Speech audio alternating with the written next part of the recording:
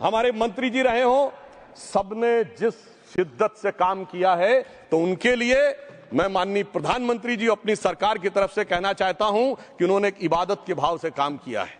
तो मैं कहना चाहता हूं, इबादतों की तरह मैं ये काम करता हूं, अपने फर्ज को झुककर सलाम करता हूं, फिर भी आप खिलाफत कर रहे हैं, तो तेरी मुखालफत से निखरती है शख्सियत मेरी। मैं सियासी दुश्मनों का भी बहुत एहतराम करता हूं। तो इस एहतराम के साथ मैं अब आगे का प्याम शुरू करता हूं और मैं ये बताना चाहता हूं कि एक बड़ी सिंपल सी बात है, जो अभी माननीय नड्डा जी ने भी कहा, दुनिया के तमाम मुस्लिम देश बता दिए, इस्लाम की धर्म स्थली सऊदी अरब, सबसे बड़ा मुस्लिम देश इंडोनेशिया, जहां खलीफत रही वहां टर्की, और जहां आईएसआईएस का इलाका वहां इराक और सीरिया, वहां कहीं भी कुछ भी नहीं है ऐसा, फिर भी हमारे यहां क्यों है कैसा। तो मैं कहना चाहूंगा सभापति महोदय, एक हिंदी में कहावत होती है, नया मुल्ला प्याज ज्यादा खाता है, परंतु यहां तो जो गैर मुल्ला प्याज बहुत खा रहा था, और इतना खा रहा था कि आंसू निकल रहे थे गरीब मुसलमान के भी और देश के भी।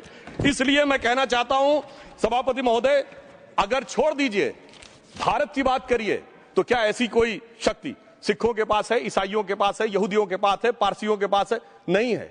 छोड़ दीजिए, इस्लाम के अंदर आइए। अगर इतना भाईचारा है तो ये सुन्नी वक्फ बोर्ड और शिया वक्फ बोर्ड अलग क्यों है मेरे भाई? जमीन पे एक दूसरे पे एतबार नहीं है, सिर्फ सियासत के लिए साथ में आने की बात है। ये भी जरा सोचने की बात है। और जो अकलियतों में भी अकलियत हैं, आगा खानी है, बाकी हैं, जो बोहरा हैं, उनकी तो कोई गिनती नहीं है। हमारी सरकार ने पहली बार मुस्लिम समाज के अंदर भी ईमानदारी से सबको समान प्रतिनिधित्व देते हुए एक नई सुबह के नए वक्फ का आगाज किया है। इसके लिए मैं सरकार को बधाई देना चाहता हूं। और सिर्फ ऐसा ही नहीं है, मुस्लिम समाज के अनेक लोग इस प्रकार के नियमों से बहुत प्रभावित हुए और बहुत प्रताड़ित हुए, जिसके अनेक उदाहरण बहुत लोगों ने बताए होंगे। मोहम्मडन एजुकेशन सोसाइटी कोल्हापुर का केस है, ईदगाह मैदान हुबली का केस है, जिसपर सुप्रीम कोर्ट ने साफ साफ उसको हुबली धारवाड़ म्युनिसिपल कॉर्पोरेशन को वापस कर दिया। अनीसा अयाशा वर्सेस तमिलनाडु वक्फ बोर्ड का केस है, तेलंगाना स्टेट वर्सेस मोहम्मद मुजफ्फर का केस है, हिमाचल प्रदेश वक्फ बोर्ड वर्सेस ख्वाजा खलीलुल्लाह का केस है, और सभापति महोदय ताजमहल पर भी दावा कर दिया गया। अब तो मैं पूछना चाहता हूं, और सुप्रीम कोर्ट ने अपने जजमेंट में कहा कि भाई शाहजहां के जमाने का लिखा फरमान लेके आइए, तब हम मानेंगे कि इस पे कोई दावा है या नहीं। आप सोचिए कि अगर ये वक्त का कानून इसी ढंग से चला होता तो क्या होता। अभी हमारे जॉन ब्रिटास जी और मनोज झा जी ने बहुत सारी बातें बोली थी, एक प्यास की बात बोली थी, उन्होंने उड़ीसा के ग्राहम स्टोन्स का जिक्र किया था, तो उसमें तो कांग्रेस की सरकार सीबीआई की इंक्वायरी नहीं कर पाई थी। मगर जब ताजमहल का उल्लेख आता है सभापति महोदय, तो एक प्यास मुझे याद आ जाती है। जब शाहजहां जेल में था और दूर से उस ताजमहल को देखता था और उसे सिर्फ एक सुराही पानी मिलता था, और उसने औरंगजेब से कहा एक सुराही पानी और भिजवा दो, तो जानते उसने मना कर दिया। तो दुखी होकर शाहजहां ने फारसी में लिखा, ए पिसर तू अजब मुसलमानी, जे पिदरे जिंदा आप तरसानी, आफरीन हिंदुआन सदबार, जे देहंद पिदरावा मुर्दा देवम आप। मतलब तू कैसा मुसलमान है जो जिंदा बाप को पानी के लिए तरसा रहा है? तुझसे तो आफरीन 100 बार उन हिंदुओं को है जो पितृपक्ष में मरे हुए बाप को भी पानी देते हैं। और सभापति महोदय, मैं बताना चाहता हूं कि ये हमने ईमानदारी से मुस्लिम समाज के कल्याण के लिए बात की है, क्योंकि एक तरफ खड़ा हुआ है ईमानदार मुसलमान जो शराफत के साथ ईमान को गले से लगाए हुए हैं, और दूसरी तरफ कुछ चंद सरमाएदार हैं जो उस अमानत में खयानत करके शरारत के साथ उसके झंडा बरदार बनना चाहते हैं। तो ये मुकाबला किसके बीच में है? ये शराफत अली और शरारत खान के बीच में मुकाबला है। हमारी सरकार शराफत अली के साथ खड़ी है, हमारी गरीब मुस्लिम के साथ खड़ी है। ये गरीबों गुर्बत वाले गुर्बत अली और सरमाएदारे वाले गाजी खान के बीच का इलाका है। मगर मैं कहना चाहता हूं महोदय, एक बात मैं बहुत स्पष्ट रूप से कहना चाहूंगा, इन जरूरतमंद मुसलमानों की लड़ाई के लिए मैं कह सकता हूं कि ये गरीब मुसलमानों के दिल की कसक और कट्टरपंथी वोट के ठेकेदारों के मन की ठसक के बीच में हमारी सरकार ने उस कसक का साथ दिया है, जिसके लिए मैं मानता हूं गरीब और पसमानदा मुसलमान निश्चित रूप से उनका आभारी होगा। हाँ, मगर जब इसकी बात आती तो भी माननीय खड़गे जी भी बोल रहे थे, माननीय संजय सिंह जी भी बोल रहे थे, मनोज झा जी भी बोल रहे थे कि साहब आपके यहाँ वो कितने पुजारी हैं और कितने किस वर्ग के पुजारी हैं। तो मैं उनको बताना चाहता हूं, केवल अकेले जूना अखाड़े ने पिछले साल 71 SC ST लोगों को महामंडलेश्वर बनाया है। अरे आपको हमारे सदन में बैठे हुए बाल योगी उमेश नाथ जी नहीं दिखते? वैसे तो कहा जाता है जात ना पूछो साधु की, मगर मैं बताना चाहता हूं विश्व हिंदू परिषद के 50,000 से अधिक पुजारी ट्राइबल्स में जो शेड्यूल कास्ट है जो काम कर रहे हैं, मगर मैं हद अदब से पूछना चाहता हूं, बताइए मुल्ला, मौलवी, मुफ्ती, मुकर्रम, बारी, हाफिज में से कितने पसमंदा हैं? उसमें कितने जुलाहा, अंसारी, गौसी, बताइए मिरासी कितने हैं? बाकी छोड़िए, पसंदला बोर्ड में है क्या? अरे वक्फ बोर्ड में है क्या? इसीलिए मैं कहता हूं, खुद मियां फजीहत, दूसरों को नसीहत। अगर ईमानदारी से बात करनी है तो उस पर आगे। मगर मैं एक बात और कहना चाहूंगा कि हमारी जो सरकार ने नाम दिया है, इसको उम्मीद नाम दिया है, और ये उम्मीद है किसके लिए? उस ईमानदार मुसलमान के लिए और देश के हर खास व आम के लिए ये उम्मीद है। मगर सभापति महोदय, कुछ लोग वो हैं जो उम्मा का ख्वाब पाले हुए थे। उम्मा शायद हमारे बहुत से लोग समझते हो ना समझते हो, पूरी एक एंटायर जो इस्लामिक खलीफत और राज होता है उसको उम्मा कहते हैं। उम्मीद वालों को तो उम्मीद की नई रोशनी दिख रही है, उम्मा वालों की उम्मीद पे पानी फिर रहा है। तो ये उम्मीद और उम्मा के बीच का भी मामला है। परंतु मैं ये भी कहना चाहूंगा सभापति महोदय, इसके बाद सिर्फ ऐसा ही नहीं था। प्रॉपर्टीज के ऊपर, तमाम सरकारी प्रॉपर्टीज पे, जिसमें बहुत डिटेल में हमारे साथी लोग गए, मैं डिटेल में नहीं जाना चाहता। भोपाल का विषय है, हैदराबाद का विषय है, मुंबई का है, लखनऊ का है, पटना का है, बहुत प्रकार से है। माननीय लालू प्रसाद यादव जी का विषय जब बताया गया था तो बहुत ज्यादा हमारे मनोज झा जी बोल रहे थे, तो अब मैं उसके डिटेल में नहीं जाना चाहता हूं। सबने वो वीडियो देखा है। बस एक लाइन में उनके लिए कहना चाहूंगा, वो कुछ भी बोल रहे हैं, जिसे कहते हैं बिगड़ी बात बने नहीं, लाख करो किनकोए, रहीमन बिगड़े दूध को मथे न माखन होए। अब जो बोलना था वो बोल चुके, सबके सामने वो आ चुका। अब एक बात और है, दूसरे धर्म स्थलों के बारे में विषय आता है, तो मैं याद दिलाना चाहता हूं, केरला के कैथोलिक चर्च ने 31 मार्च 2025 को जो लिखा, सिर्फ उसकी लास्ट की 2 लाइन बोलना चाहता हूं। We request the central government to get the amendment bill passed as early as possible so that the tears of thousands of suffering people in the place like Munambam can be wiped out only by a legal amendment that can provide a permanent solution to their suffering. We urge all the MPs from opposition party to support the bill so that the historic legislation can become unanimous.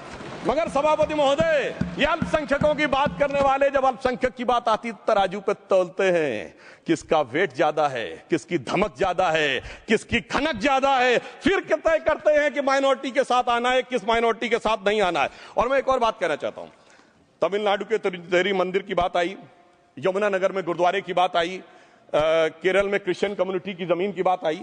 बहुत सारे लोग places of worship के act की बात करते हैं, तो as per places of worship act Tamil Nadu का मंदिर का तो स्टेटस नहीं चेंज हो सकता भाई। 15 अगस्त 47 के बाद किसी प्लेस ऑफ वर्शिप का स्टेटस नहीं चेंज हो सकता, तो वक्फ बोर्ड को क्लेम फॉरफीट कर देना चाहिए, because it is in contrast to the places of worship act. परंतु अब सुनिए, यही गुरुद्वारे के बारे में भी होना चाहिए। मगर सभापति महोदय, चाहे वक्फ बोर्ड का एक्ट हो, चाहे प्लेसेस ऑफ वर्शिप एक्ट हो, एक ही को फायदा होना है, जिसे कहावत में कहते हैं, खरबूजा छुरी पर गिरे या छुरी खरबूजे पे गिरे, आखिर में कटना भगवे रंग के खरबूजे को ही होता है। अब मैं यह भी बताना चाहता हूं कि इन संपत्तियों के द्वारा जो कुछ हुआ, उन्होंने इतनी चीजों को लिया है, इतनी चीजों को लिया है। एक पुराना उर्दू का शेर है कि मिटे नामियों के निशान कैसे कैसे, और ये जमीन खा गई आसमां कैसे कैसे। इस जमीन ने कैसे कैसे लोगों को अपने में समा लिया, इसकी तमाम तारीख गवाह है। अगर मैं इसमें बहुत डिटेल में जाऊंगा तो सदन का बहुत सारा वक्त जाएगा, परंतु मैं एक बात ये कहना चाहता हूं कि जब इतना ज्यादा आगे बढ़ गया तो फिर कोर्ट ने आगे इंटरवेंशन करना शुरू किया। मैं डिटेल में नहीं जाना चाहता हूं। अभी कार्तिकेय शर्मा जी ने, बहुतों ने बोला सैयद फसल का case versus union of government, Allahabad high court के केस को कहा, मगर Bashir versus state of West Bengal case में उन्होंने बहुत क्लियर कट कहा है कि waqf is not a religious denomination in accordance with the Article 26 of the Constitution, so the matter relating to the restricting the economic, financial, political and other sectoral activities that may be associated with religious practice under Article 25(2)(a) of the Constitution can be regulated by the state. तो मुझे लगता है अब इसके बाद कोई किंतु परंतु का स्कोप नहीं रह जाना चाहिए। परंतु उसके बाद भी सभापति महोदय, जो कानून को न माने, जो कहे संविधान को नहीं मानेंगे, और जो ये कहे कि साहब अदालत के आदेश को भी नहीं मानेंगे, तो फिर इसका मतलब उसके मन में तो एक ऐसी बादशाही आ गई है। इसके लिए मुझे सभापति महोदय, वो पुरानी वाली फिल्म अगर लोगों को याद हो तो मुगले आजम का वो सीन याद आता है कि जब अकबर ने अनारकली को कैद कर लिया तो सलीम कहता है, जब्त मैं करूं जिसकी की जमीन वीरान हो गई है, जब्त वो न करे जिनके सिर्फ शौक के बाद चाहत को ठेस पहुंची है। ये जिल्ले इलाही की बादशाही नहीं बल्कि खुदाई है। मैं कहना चाहता हूं, जो संविधान को न माने, कानून का न माने, इसका मतलब वो अपनी खुदाई में जी रहा है। तो ये वो लोग हैं। और वैसे मैं सभापति महोदय, खुदाई से आजकल बहुत से लोगों को डर लगता है, क्योंकि जहां जहां खुदा है वहां वहां भगवान है। जहां जहां खुदा है वहां वहां भगवान है, बाकी आप सब बहुत बुद्धिमान हैं। अब मैं ये भी बात कहना चाहता हूं, और वैसे आखिर में उस अनारकली को कैद से छुड़ाने के लिए सलीम का एक हिंदू साथी दुर्जन सिंह ही आया था। मैं कह सकता हूं कि वक्फ की इस मुकद्दस जमीन को अगर कैद करके रखा है तो उन चंद लोगों ने जिनके दिमाग आज भी उन चीजों में भरे हुए हैं कि कोई समझता हम तो किसी जमाने में हुक्मरान वक्त थे, कोई कहता हुजूर नवाब थे, कोई कहता बादशाह आलमगीर थे, कोई कहता है बादशाह गाजी जिंदा पीर थे। तो नदीमुल हक साहब ने जो बोला था ना, किसी के बाप का हिंदुस्तान थोड़ी है, बिल्कुल मैं कहना चाहता हूं जिन्होंने इस देश के लिए खून बहाया उनके बाप का हिंदुस्तान है, उस गरीब मुस्लिम कारीगर के बाप का हिंदुस्तान है। पर जो ये कहते हैं कि आगरे का लाल किला किसके बाप ने बनवाया, आगरे का किला किसके बाप ने बनवाया, दिल्ली का किला किसके बाप ने बनवाया, हैदराबाद का चार मीनार किसके बाप ने बनवाया, उसके बाप का यह हिंदुस्तान नहीं है। और उसके बाद भी जो आप करना चाहते हैं, अगर इस रास्ते में आप कांटे बिछाना चाहते हैं, तो उनके लिए एक लाइन कहना चाहता हूं, सभापति महोदय, तेरी तमन्ना है पर हम खार न बोने देंगे, खार कांटों को कहते हैं, तेरी तमन्ना है पर हम खार न बोने देंगे, तुझे हम राह की दीवार न होने देंगे, तू सबको रौंद कर आगे जो निकलना चाहे हम तेरी इतनी भी रफ्तार न होने देंगे। और इसीलिए हमारी सरकार ने इस विषय के ऊपर एक सही और सटीक प्रयोग करने का प्रयास किया है। मैं दूसरी बात यह भी बताना चाहता हूं, हमारे डीएमके के तिरुचि शिवाजी ने अनायास अकारण यह बात बोली थी कि उस समय जब जिन्ना का उल्लेख करते हुए उन्होंने कहा कि पार्टीशन के समय, तो मैं उनके सुलभ संज्ञान के लिए बता देता हूं, 1946 की कॉन्स्टिट्यूएंट असेंबली में मद्रास प्रेसिडेंसी में 30 आउट ऑफ 30 सीट जो थी वो मुस्लिम लीग ने जीती थी विद 95% ऑफ वोट्स, और एक भी मुस्लिम वहां के बाद बाहर नहीं गया। इसलिए मैं ईमानदारी से कहना चाहता हूं, फैक्ट को समझिए। और जो मद्रास प्रेसिडेंसी के मुस्लिम लीग के अध्यक्ष थे और पीजे पोकर साहब बहादुर और मोहम्मद इस्माइल इंडियन यूनियन मुस्लिम लीग के अध्यक्ष बने, और उन्होंने 28 अगस्त 1947 को सेपरेट इलेक्टोरेट मांगे, जो कोई जाके कॉन्स्टिट्यूएंट असेंबली की डिबेट में पार्लियामेंट किया। आप वेबसाइट पे पेज नंबर 270 पे जाके पढ़ लीजिएगा। सरदार पटेल ने बड़े गुस्से में इस बात को कहा, अब जो हो गया सो हो गया, एक रात में दिल नहीं बदल गया, मगर अब देश के लिए कैसे आगे बढ़ना है उसके लिए ईमानदारी से आगे आओ। और खैर मैं अम्बेडकर